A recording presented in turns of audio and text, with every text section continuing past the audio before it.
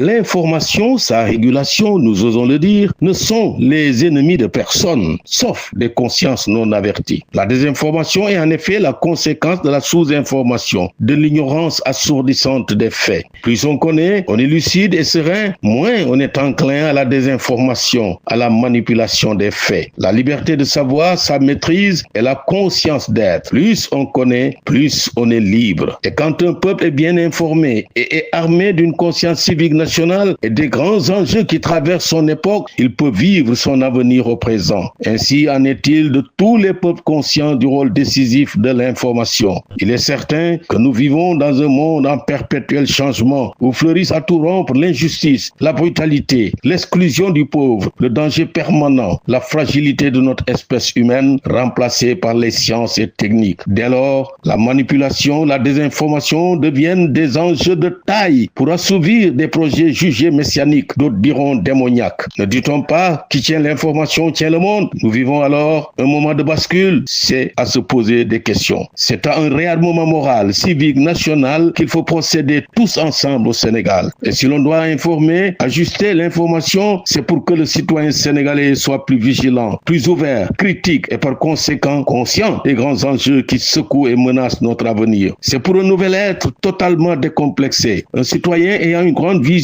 alternative du monde, hors du charlatanisme de l'information. La désinformation, manipulation a toujours comme toile de fond, il faut bien le dire, la restriction des libertés. Cependant, la pire des désinformations, c'est de manière feutrée et délibérée endormir le peuple, le tenir en bride pendant des années sans qu'il sache de quoi il relève face à un monde qui se refait. Qu'avons-nous été au fait dans le passé? Que devons-nous être dans les temps présents et à venir? Autant d'interrogations qui doivent intéresser notre peuple et sur lesquelles nous ne devons pas nous dérober au risque de créer un peuple sans âme, sans enthousiasme face à un monde qui se refait dans une onde de choc. La conscience d'avoir été un grand peuple, d'être libre et d'avoir une légitimité de souveraineté ne saurait faire l'économie d'une information libérée mais régulée pour une bien meilleure conscience civique nationale. Une union exceptionnelle de tous les acteurs civiques nationaux autour d'une presse libre, engagée, responsable et patriotique doit consacrer ainsi notre vivre ensemble.